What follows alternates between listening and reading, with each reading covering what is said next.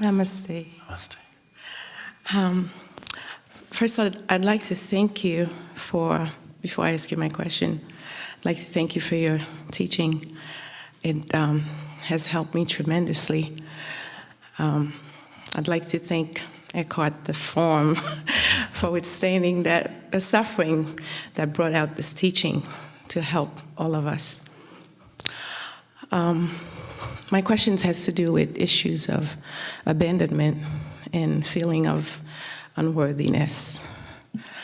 For about 4 decades, I walked around with a story in my head, and the story was that I was abandoned. Life abandoned me. My life situation had it so that my mother did give me away shortly after birth, and so I grew up with someone else. But I felt abandoned by my mother, and then later on, with more challenges of life, I felt that life abandoned me, even though I reconnected with my mother later on, but I always had this issue. So I heard of your teaching, I read your book, and then I realized I could have never been abandoned by life. I and life are one. How could I have been abandoned? Yeah.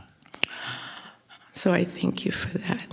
I thank you from the bottom of my heart. Thank you.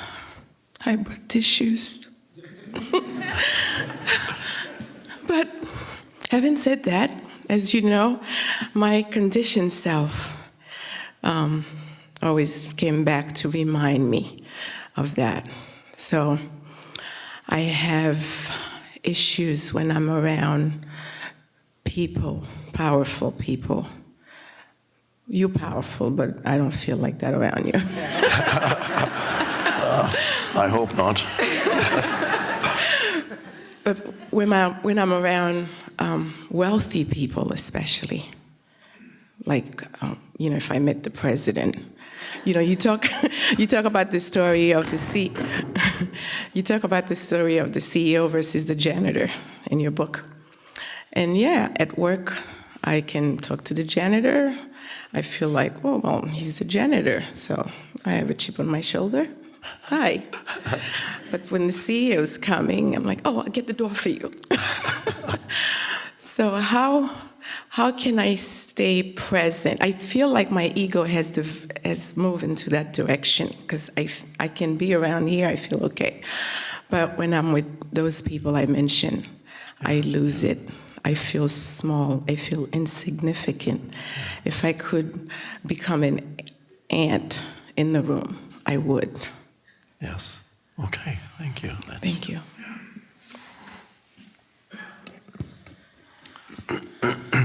You may remember I gave the example that is very much related to this in A New Earth, about the Zen, the abbot of a Zen monastery who was waiting to receive the governor of the province who was going to arrive for some ceremony.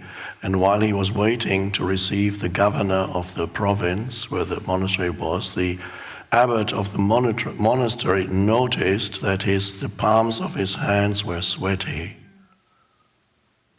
And so he had a lot of course, already a sort of self-awareness, and he noticed that.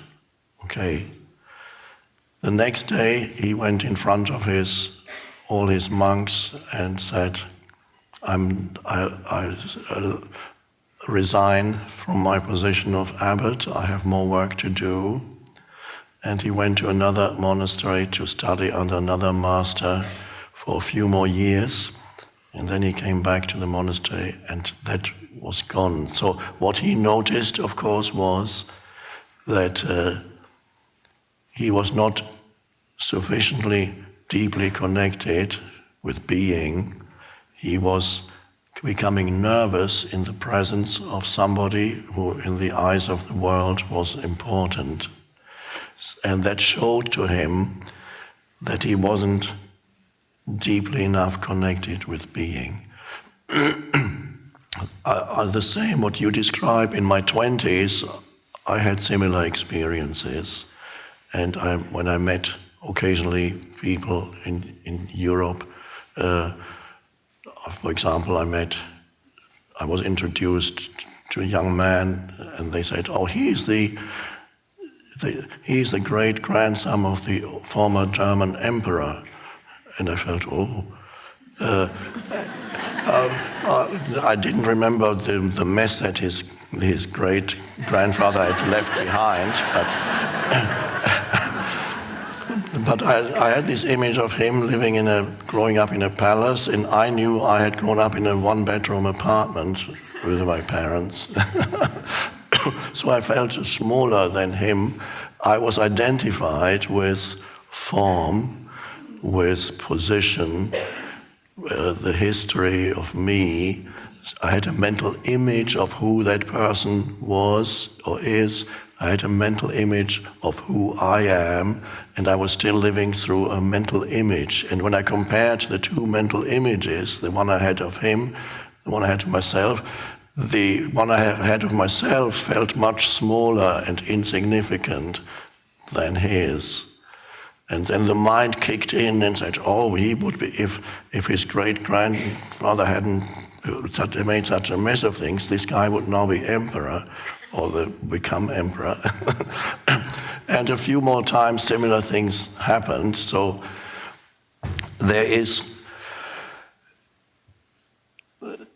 still not the connectedness with being needs to deepen so that you can sense who, or we could even say, you can sense who or what you are at the deeper level that transcends the form.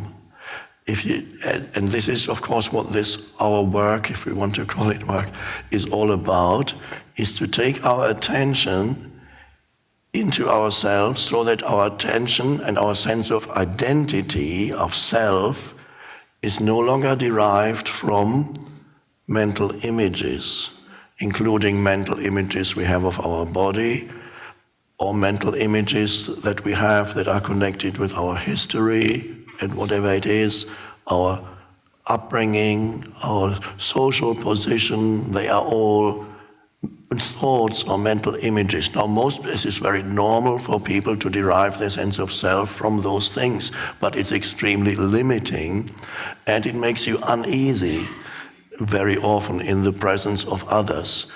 On the other extreme of that kind of limited behavior would be that you probably don't do it.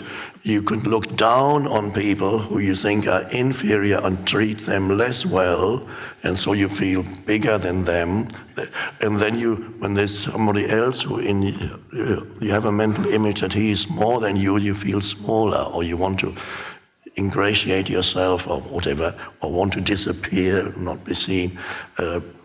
So this is why I mentioned in A New Earth to observe yourself, to see, and again, self-observation, not easy. It needs a certain degree of awareness. You already know it, but I'm just briefly saying for others, to observe yourself, to see whether the way in which you behave with different people differs according to social position or whatever you want from those people. I mentioned the example in A New Earth. Is the way in which you speak to the janitor the same as the way in which you speak to the CEO of the company, or is it different? You need self-observation to know that, and that will tell you to what extent you identified with the conditioned me in the head. So if you become still and discover your essential reality as the being, not the human, to use this terminology, to feel the consciousness that you are, the life, the consciousness that you are. As you know, you were never abandoned by life, because you are life. Without life, there's no you. You are an expression of the one life. So you were never abandoned. You were always one with, not more than supported by life, one with life. Because if you say, I'm supported by life, you're still creating a duality of me and there's life somewhere supporting me. You are life, the life that you can feel within. The consciousness is the consciousness of is life. So if you can feel yourself as the unconditioned consciousness, the awareness, the presence. Another way we used the other day here was to ask yourself, what does it feel like to be you? Not the mind-made you, but the essential presence of you. If you can feel that essential presence and then meet the janitor or the CEO, you will meet exactly the same person. There's no longer any difference, and you will never again feel either superior or inferior to anybody. And that's a wonderful way of relating to people, because as long as you are trapped in ego, whenever you meet somebody, it's very rare that occasionally you might meet ego, think, oh, he's my equal. But a lot of the time, especially when you meet new people, the ego immediately goes into comparison mode. How do I rate relative to this person? Physical appearance, social position, wealth, possessions, education, knowledge, power. How do I relate? And then you kind of see. And if you think you're less than, then immediately your behavior changes according. If you think you're more, you feel superior, so you talk down to that person. But this is a conditioned, not deep way of relating to other human beings. So the more you connect with being, the easier it will be when you meet somebody not to relate from the level of position or anything else to do with form, but to feel the being that you are, which is precious, which is like some jewel. It's the most precious thing. The being is the most precious. It's not a thing, we're just using language. It's the most precious thing there is. There's intense aliveness there, there's intense joy. It is life itself. Then you can feel that, and you will no longer be better or not as good as the other. You can relate to the other as a human being.